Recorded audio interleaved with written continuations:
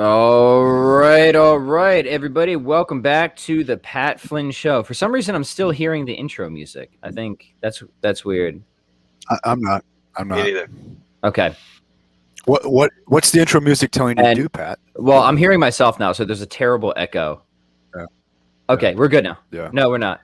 No, we're not. You might need No, we're someone not. nice for you to talk to. There's like a 10-second delay, and then I hear everything that I say. Hold on. This issue is on my end. Yeah. Okay. Does your alter ego tell you to do bad things, Pat? 1 second, gentle listeners. Sure.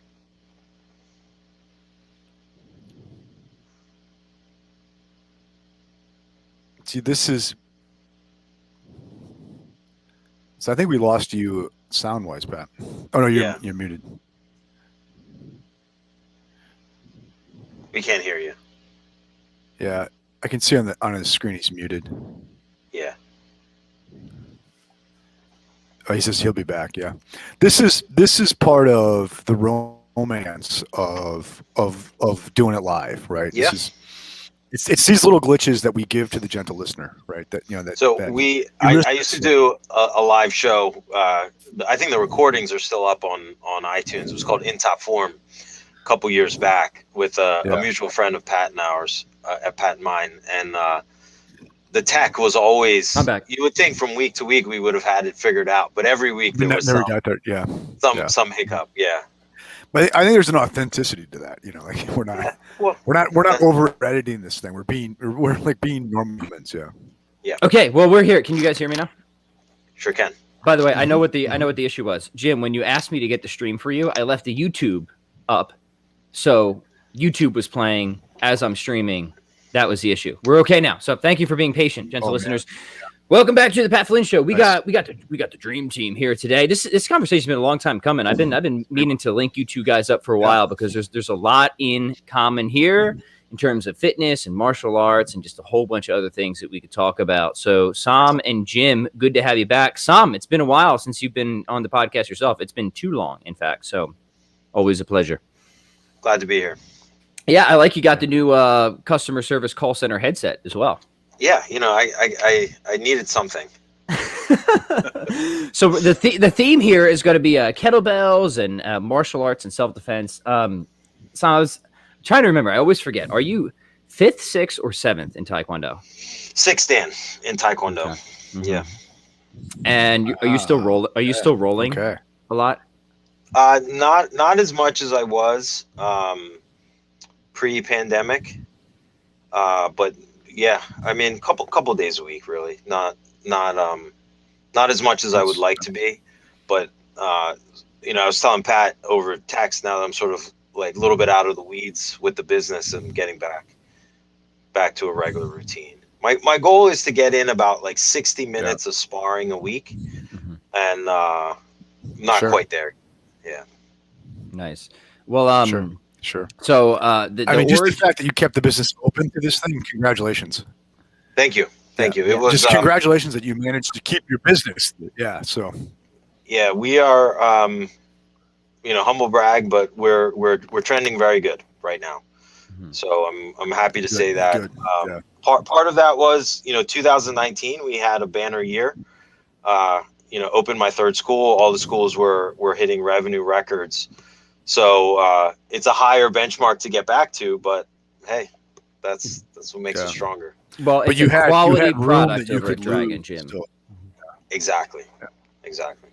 Yeah. So what do we? All right, let's start off with here. We got the professional philosopher Jim Madden here. So before we start talking about martial arts and self-defense, Jim, is it okay to kill a man?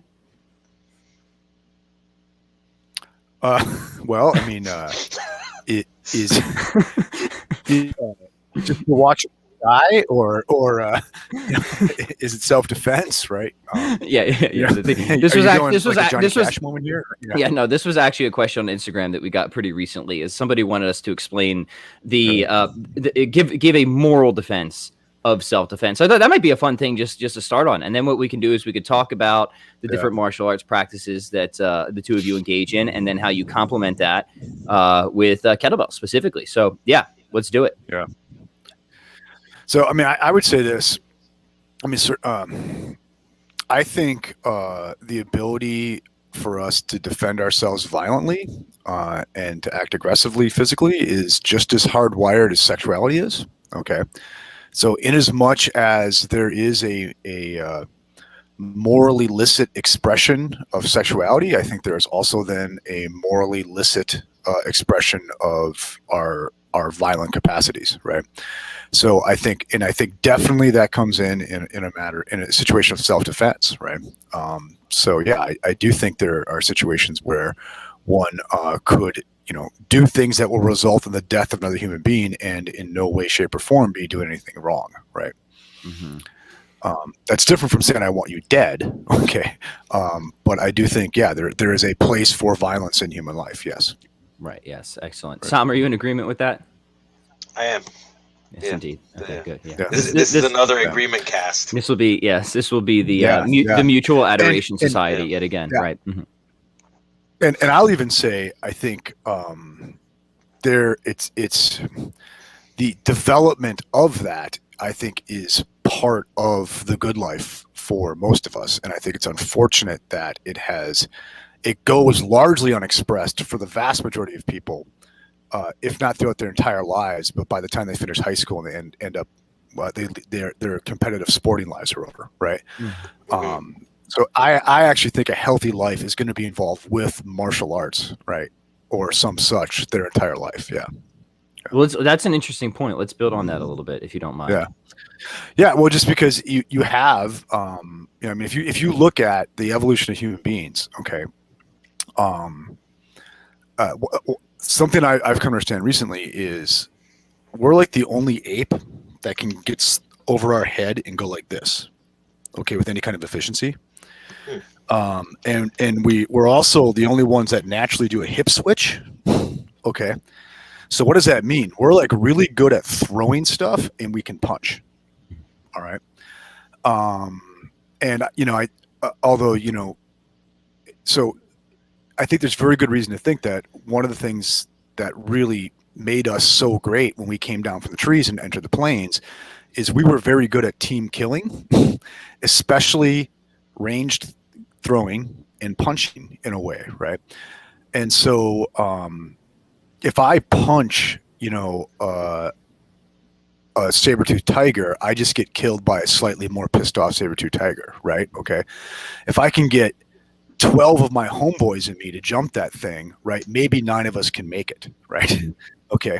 If I throw a rock at a saber-toothed tiger, right, okay, I just get eaten by a pissed off saber-toothed tiger. But if I can get, 12 of my homeboys in me to coordinate throwing the rocks at it, maybe 9 of us can make it. Okay. So I think team killing is a part of human nature.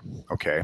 Organized, thought through, practiced athletic violence is a part of human nature and part of like what forced us to develop the social skills that we have that we can really connect to. Like there's very good evidence of this that we can connect to the development of abstractive intelligence that's distinctively human. Okay. And I think the idea that we're just going to like cut that abstractive intelligence off entirely from the evolutionary history of violence that it's connected to and somehow it's all going to remain intact, I think is a bit naive. Okay. So I think being a part of a group of people with whom you practice violent arts with, I think is a component of human happiness. Yeah. And this is now I'm going to like really like speculative, unsupportable armchair science. But is there any wonder why like middle-aged men are like blowing their brains out, right? Is there any wonder why, like we have all this anxiety and depression because we don't really have an expression for something that I think is really integral to our existence as human beings. Yeah. Right. Yeah, that's fascinating. Sam, why don't you chime in with your thoughts here because you have a whole life of martial arts practice behind you. So. Yeah, I don't necessarily have the science to back it up, but anecdotally, you see our best students are these, largely men. I mean, women too, but largely men. Sort of as they're cresting into adulthood, they don't have necessarily the things like you said in high school, maybe in college, depending on what they did. To find the same level of teamwork and camaraderie and a sense of purpose and a way to make themselves better, both physically and intellectually. Like I look back on my previous life is you get in a corporate setting, most people, hopefully at least, you find out what you're good at, and that's what you do for the next 30 to 35 years, sitting at a desk, or maybe, it is a skilled trade too, but you're doing the same thing over and over and over again. And there's a certain mastery in that practice as well. I don't want to discount that, but there's something about martial arts training where there's a constant change and evolution and having to keep up, and the new guys are coming in and pushing the old guys above.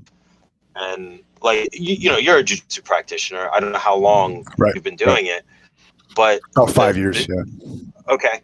So the jiu-jitsu I learned in 2006 and 7 and 8 and 9 and 10 is not obsolete, but it's not as useful as what guys are doing now. Competitive guys are developing.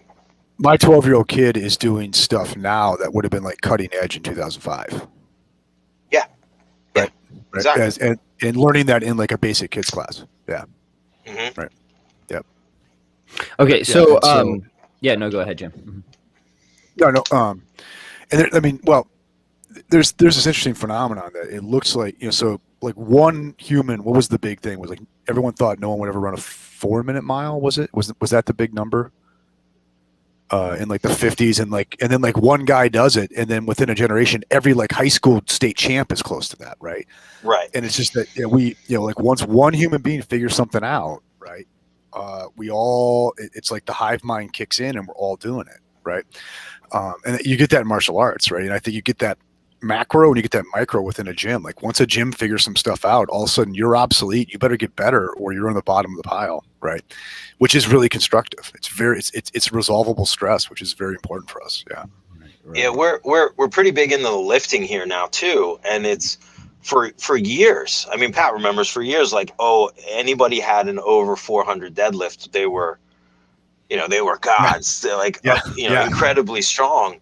And then once you get one or two people to cross that, and then cross 450, like having a 405 deadlift is sort of like entry level for the guys here now. Yeah. It's it's like, are you over 450? Are you pushing 500? Yeah. And it's just everybody's rising up together because the belief in what's possible has changed. Yeah. Sam, you had made the point about for the majority of I should be careful. The majority for most middle class Americans, right? They're gonna go to college, and then they're gonna get into some kind of white collar work. That's mostly going to be now mediated through technology and stuff like that, right?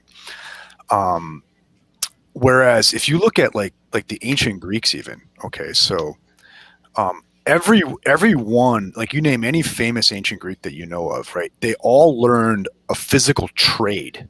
Right, like Socrates was a stonemason, right? Okay, like every one of them learned a physical trade, right?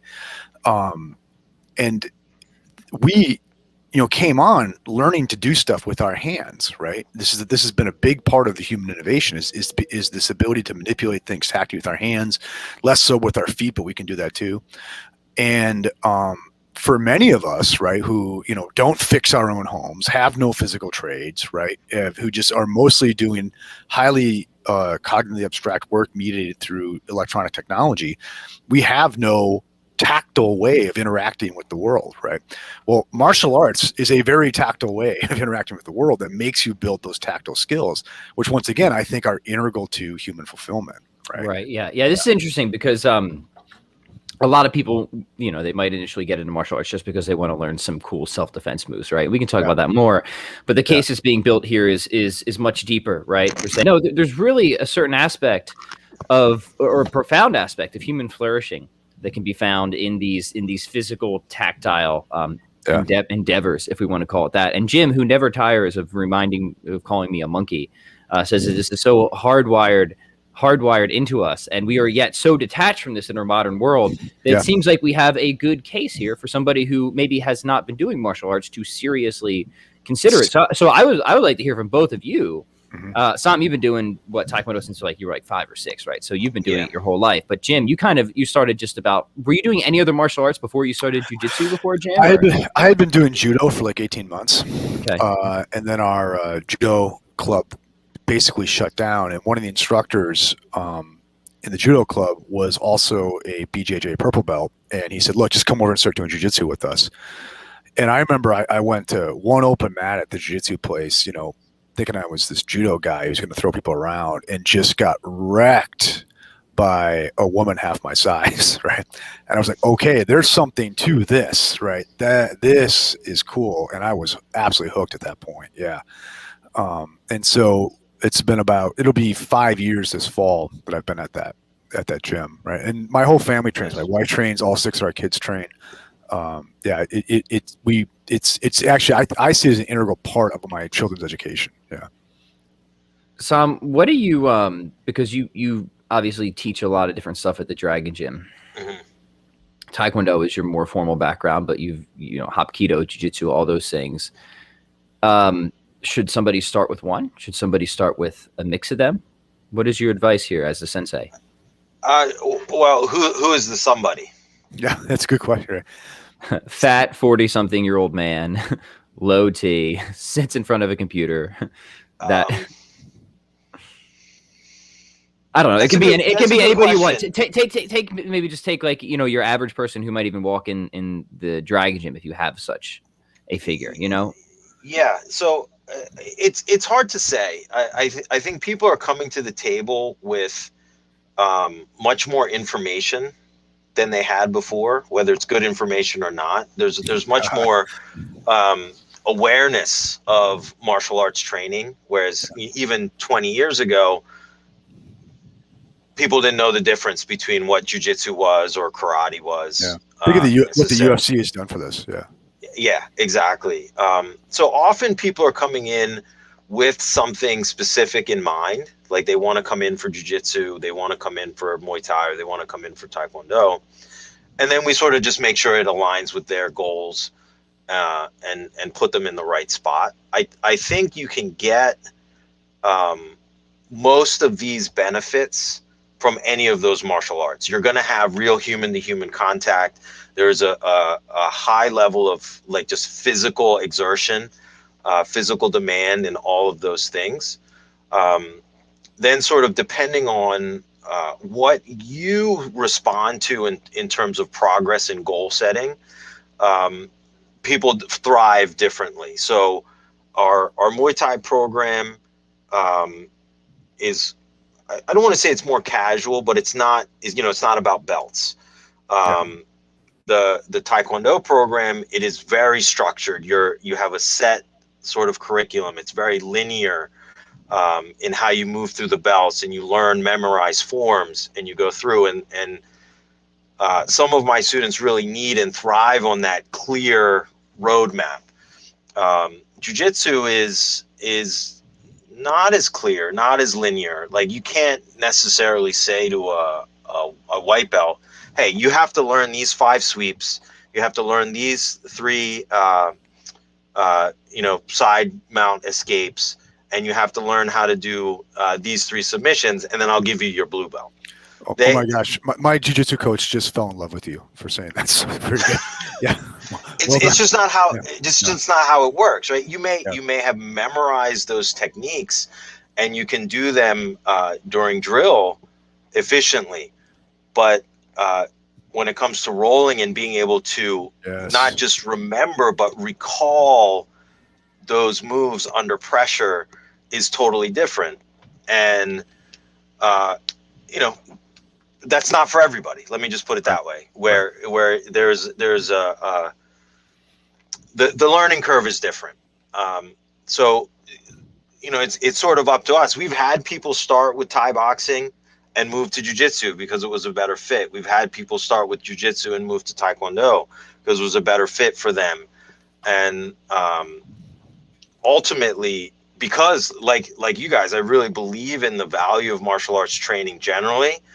I'm more interested in putting you in the right program that you're going to stick with this in the long term, rather than just, oh, you're not cut out for jiu-jitsu, get out of here, or Yeah. you're bored with this, but you committed, you have to stay. No, I want you to sort of find and make this a lifetime activity. Right.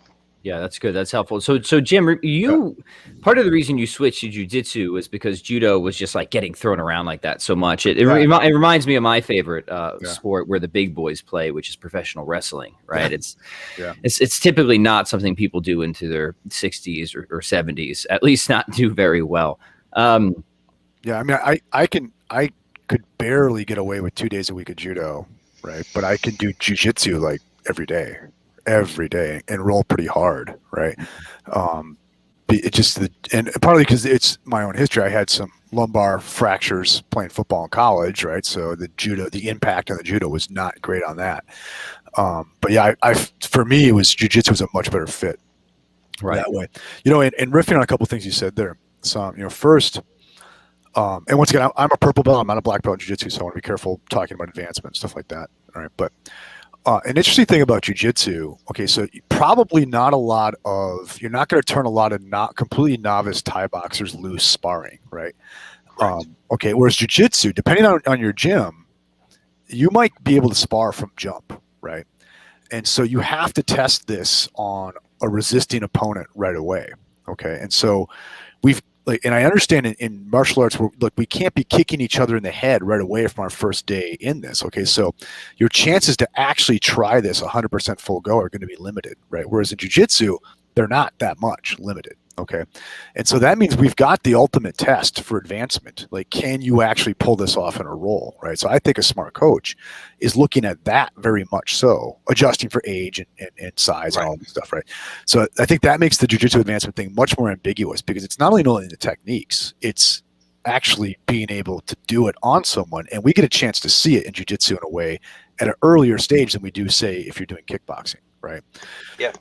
Another thing it's a phenomenological point that I just picked up from an author just actually yesterday. I was reading this, and he was talking about the difference between waving to your friend across the street and just being told to make this motion with your hand.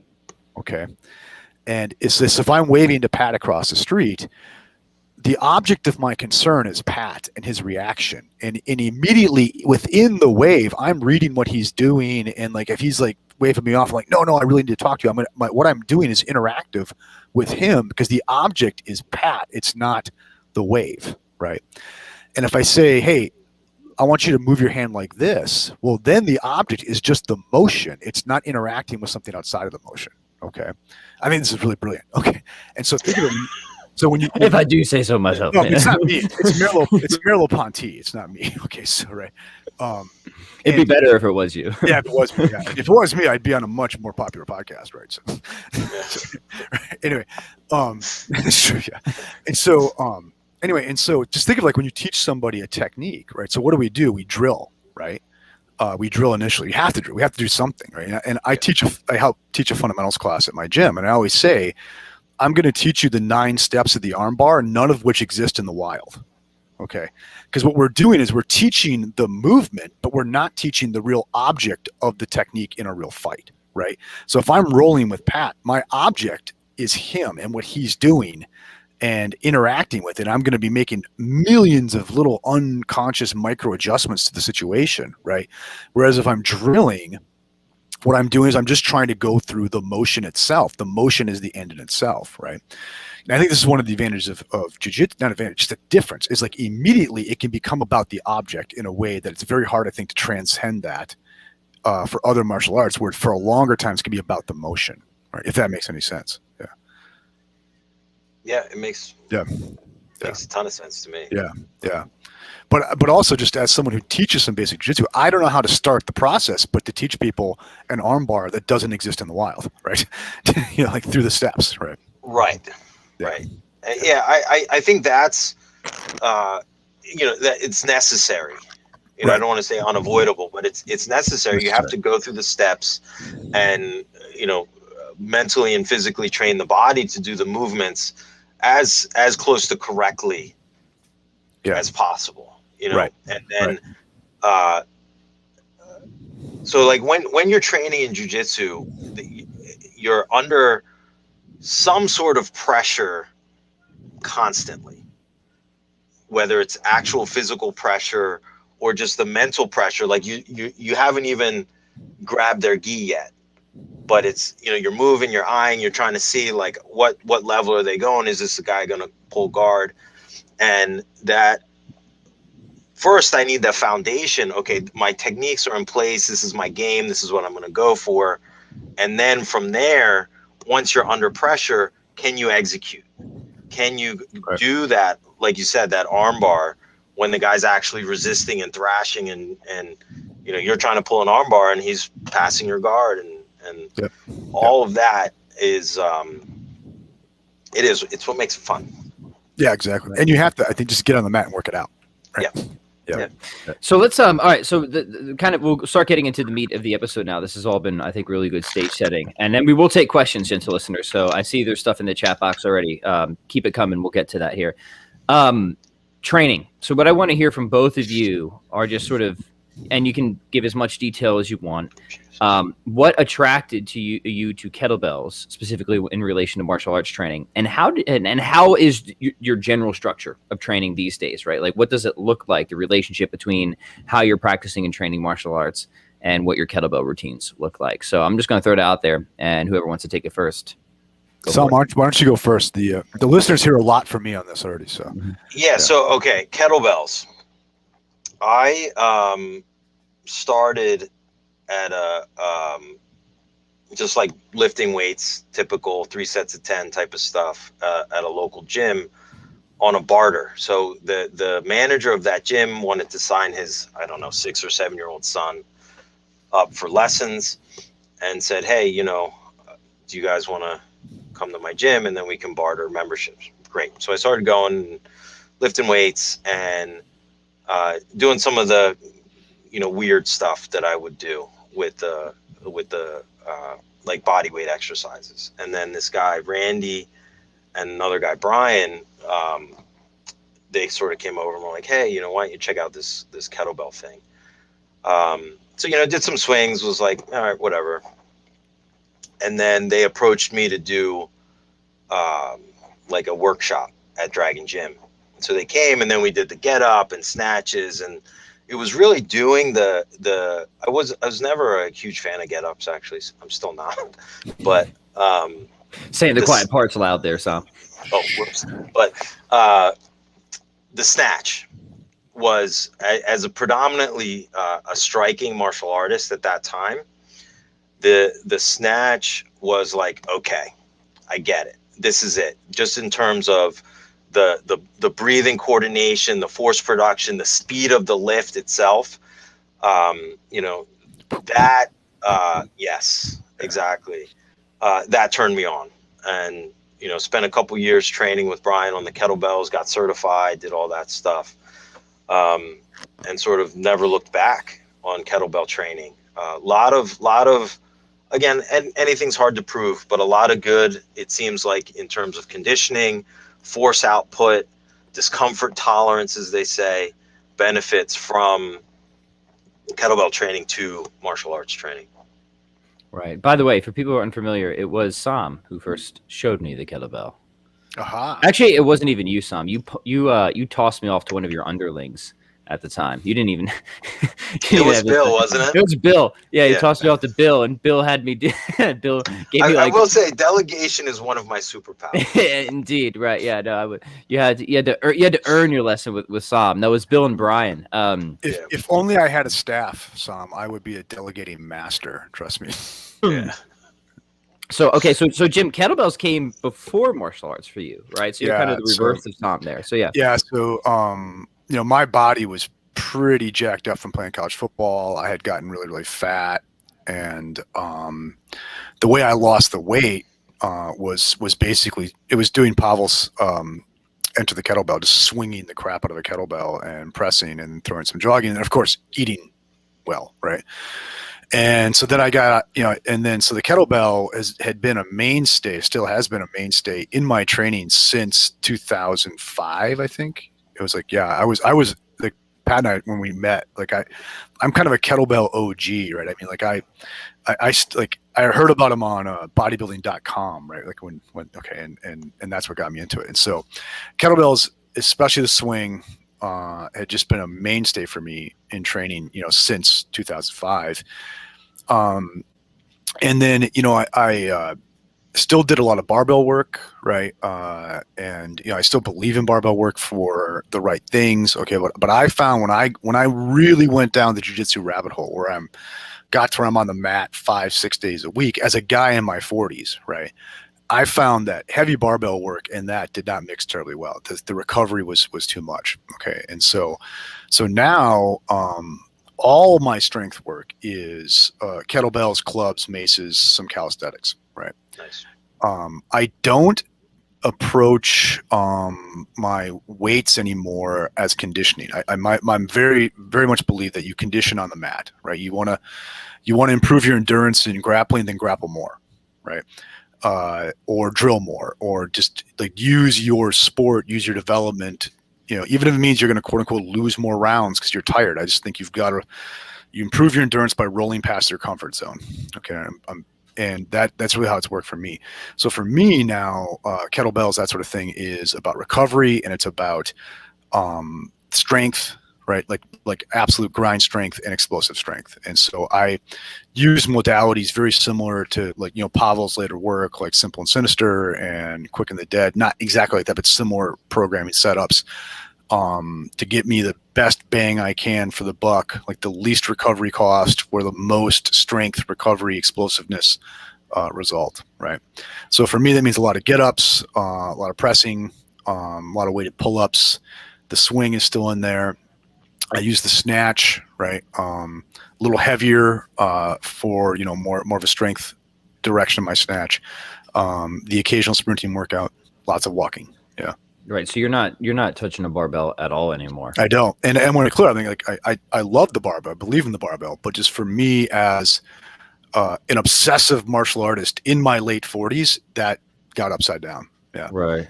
Yeah, I can definitely speak and agree to that. So right now I'm doing probably more barbell work than I've ever done. Yeah. Focusing on the bench and the dead and the squat, and it's brutal. Yeah. It's brutal. So it's like, so early 40s. Yeah. To sort of manage, like, okay, I gotta roll, but I gotta lift. Am I gonna roll first? Am I gonna lift first? And trying to plan the week. Yeah. It's not easy. And there are days that we're doing I don't know, like knee cut drills or something, and my legs are just so fried from deadlifting the day before. Yeah. And my coach is telling me, he's like, look, man, you can't work out, so you can't train. I was like, yeah, I get it, but I have a very specific goal right now that I'm very close to. So I just got to get there. Right. That's totally legit, right? Because gym, like, you're probably more focused on anything else of staying like highly competitive on the mat. Yeah. But maybe martial arts is just kind of like, it's kind of in maintenance mode right now, but you actually have more of a lifting goal or something like that. Right. And I had honestly achieved all of the powerlifting goals that I had set out for myself. Right. And so it got for me where the injury to achievement ratio got pretty upside down. Okay. And so, was I really interested in going from the 600 to the 605 deadlift with the risk of hurting my back? No, that's pretty stupid, right? Right. And when I'm more than strong enough for what I want to do as a martial artist, yeah. So I think a lot of it's like what are your current goals and where have you achieved? Whereas like you're a lifetime martial artist, you probably have a lot of credentials under your belt, right? And so maybe it is a good idea to focus on some other goals right now in terms of just overall longevity as an athlete. Right. Right. Yeah. And also like circumstantially. So like for me, the martial arts goal is to get that brown belt.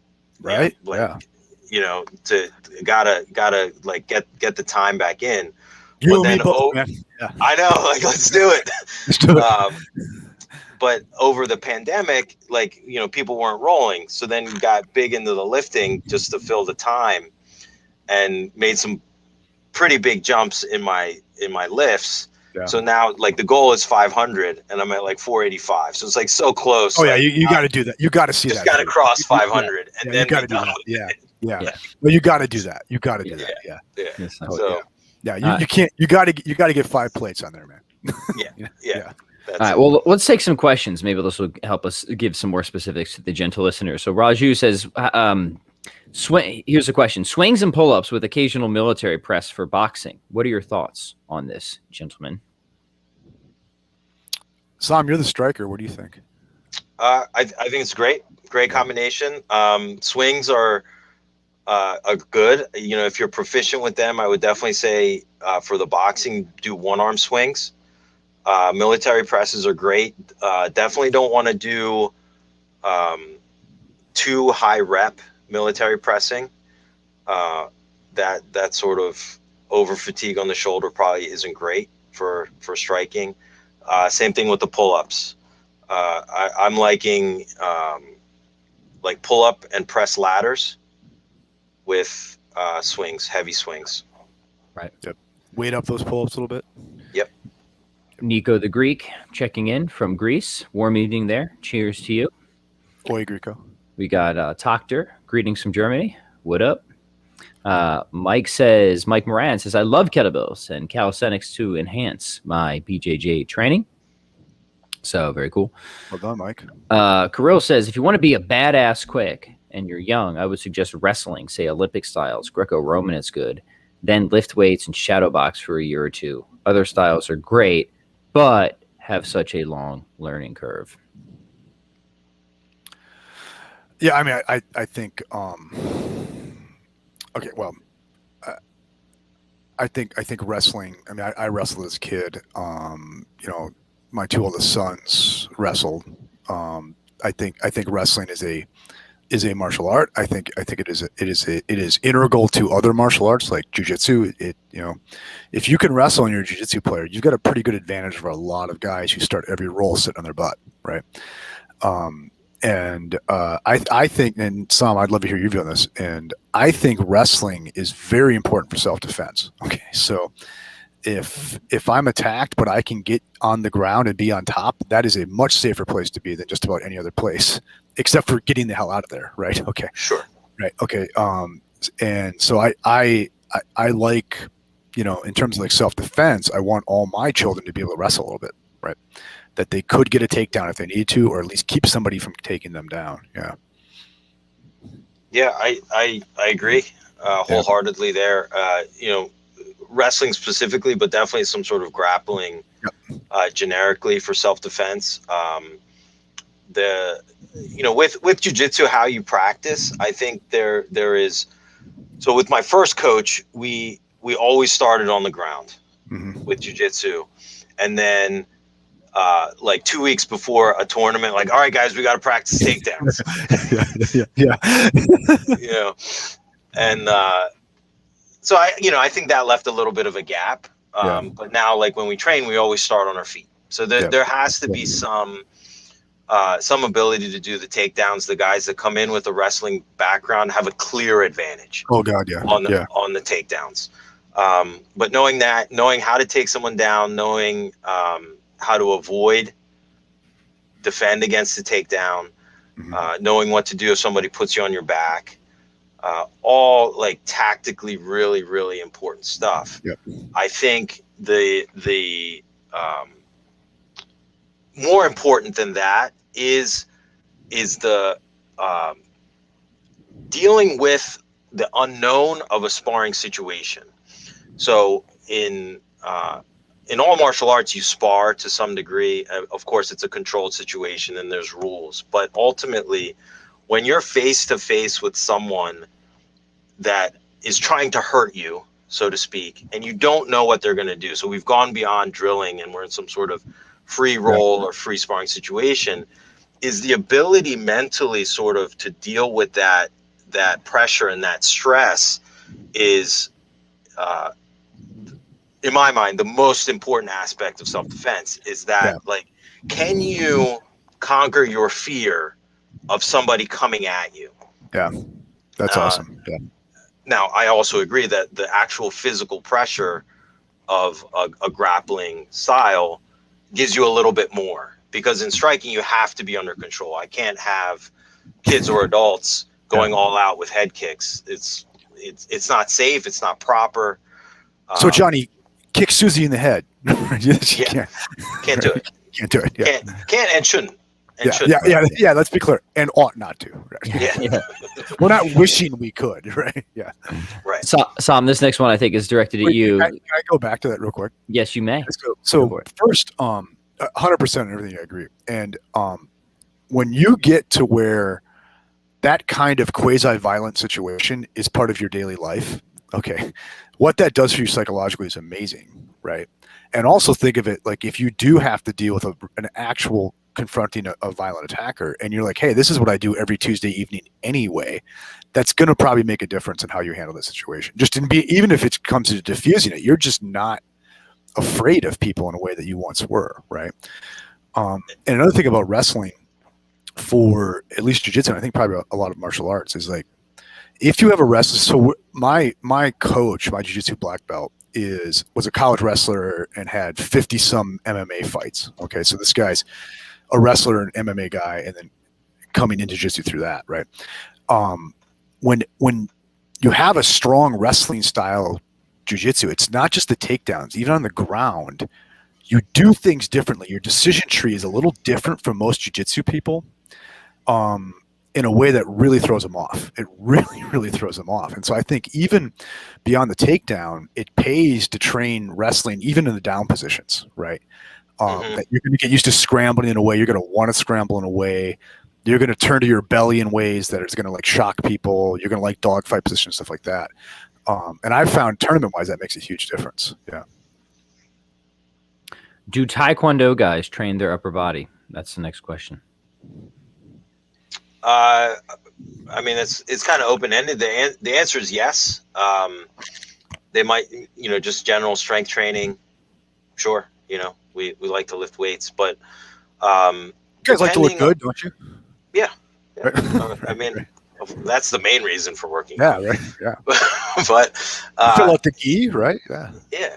The Taekwondo is such a disparate martial art. It really depends. Over the last 10 years or so, it's become the sport side of it, hyper focused on the electronic scoring and kicking and minimal amount of defense with the upper body. You have to train your upper body a little bit. I'll say like the older styles actually are about 60% upper body with strikes and blocks and 40% kicking. So the answer is yes, but it also depends what your focus is. If you're in a very focused on the sport competitive side of it, adding a bunch of upper body muscle mass is going to be counterproductive, because in the weight class, you're going to be shorter than other guys. And in a kicking game, you want to be as tall and as lean as possible. Right. Here's a good one, because this is a general question that I'm sure both of you get. Kirill says, I've thought about starting jiu-jitsu, but I'm afraid to go because I'm worried I'm too old. He's 44. What do you guys have advice-wise for people who think they're too old to start any martial art, but jiu-jitsu or otherwise? I turned 43 just after starting jiu-jitsu. I mean, just go do it. Yeah. We have guys starting in their 40s, 50s all the time. Yeah. All the time. There's nothing to be afraid of. I think jiu-jitsu, assuming other things are in good shape, like you don't have any preventative injuries that you might have to deal with or work around. But in a sense, it's actually a lower threshold to entry than some of the striking martial arts, because of the not having a requisite for explosive speed, not having a requisite for a lot of flexibility, not necessarily worried about banging up your hands or getting kicked in the face and then having to go to the office the next day. So again, every individual is different, but in many ways, jiu-jitsu could actually be a better option for you. Right. And you know what? When you catch that 25-year-old guy and choke him, it's pretty cool. Right? Hold on. Do you guys smell something? Smell something funny? Smell something odd? It's the smell of Omaha. There it is. The smell of Omaha.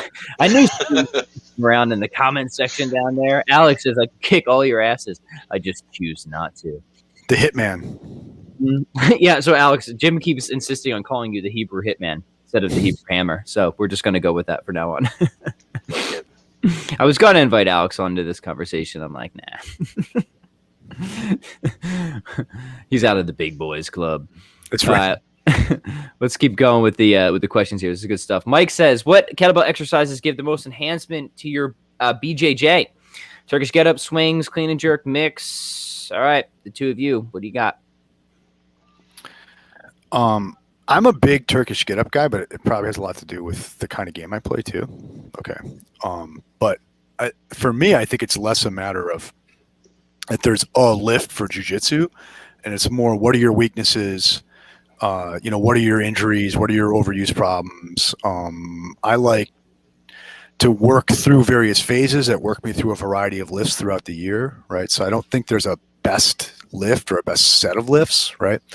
There's a lot of variables there. I think everything you mentioned, the TGU, the swing, the clean, the jerk, that's all good stuff, right? And I'm more interested in how you're programming it and less in exactly what lifts you're using. Yeah.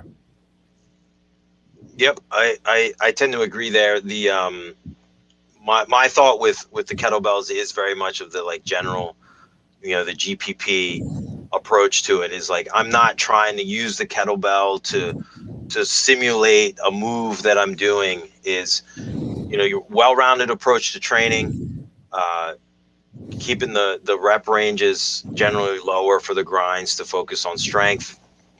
That's where I'm at. The like I said, I like the snatches on the striking side of things. Jim had mentioned there's no conditioning like jiu-jitsu conditioning, that just you got to roll. You got to roll. You got to have those live sessions. Yep. You got to roll till your ears turn funny, man. That's it. Yeah. And that said, I do think that the kettlebell complexes, double kettlebell complexes, is probably the closest thing to sort of simulate that like cardiovascular muscular load that you're going to experience during rolling. So, if you can come up with a complex, double kettlebell complex that might take you a minute, 90 seconds to get through, short rest, do it again, short rest, do it again. Yeah. I mean, that's pretty good, simulation. Yeah. I agree. Sam, did you get cauliflower yet? No, I'm lucky. I have pretty like nice ears still. Nice. I was like 3 months in and my ears just blew up, right? Yeah. And I didn't drain it, right? Because I was like if it's already happening, I'm going to be doing it all the time. And I was sort of like, now I'm committed, right? If I now I've wrecked my appearance with this, so I've got to go all the way, right? Yeah. Yeah. Kirill says, Turkish get up, is that good for groundwork? He started doing them long after his wrestling career. Yeah, well, Jim, you're a fan. Mm-hmm. I love the get up, right? I just think it's just a very good overall body strength bang for my buck. And as you know, like I really want to do as little as I possibly can off the mat, right? And so I find the Turkish get up, I can check a ton of boxes, right, with that one thing. And I like that it requires a lot of rotational aspect to it, which I think is, for jiu-jitsu, especially some of the stuff I'm doing, it's very important that I can rotate and bring myself up to a base, right? But I don't want to, I mean, once again, I don't think picking lifts that specifically apply to your game is a really good idea. And for me, the TGU is just, it's a good bang for my buck. Like I get upper, lower, I get mobility out of it. It does a lot for me. Here's a follow-up for you, Jim. What clubbell exercises are you using? I mean, lots and lots of stuff, right? I like a lot of 360 rotations. I like 10-2 rotations. I do a lot of mills into squats, right? With the club bells, I just go out and I just start I pick an exercise and work through it, and then I add another one to it, and then another one to that, and I get a flow going, and then I switch sides, take a rest, come back. I don't really program maces and clubs very closely. For me, it's play and it's skill development that carries over to some other stuff. Yeah.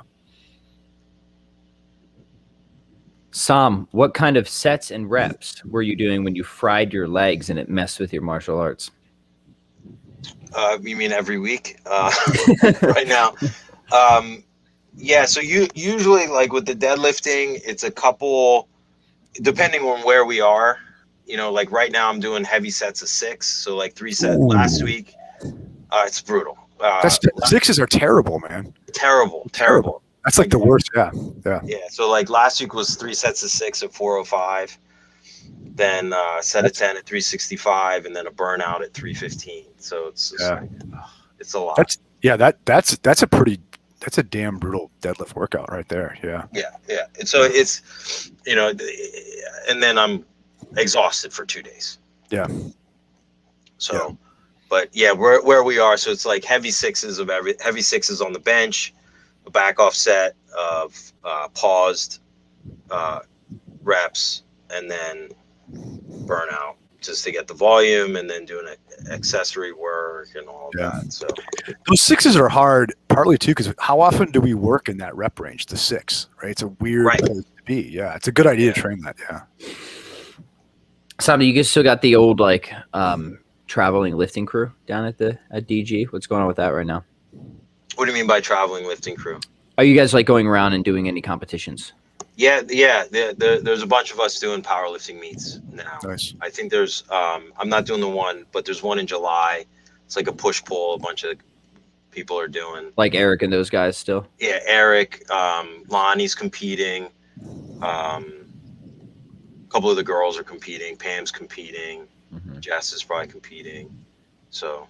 Nice. Yeah, we've got a good, nice little synergistic powerlifting group right now. So. Hey, before we wrap up here, Sam, for those who might be relevantly close to the Dragon Gym, why don't you tell people where they can check you out and how to get in contact and all that stuff?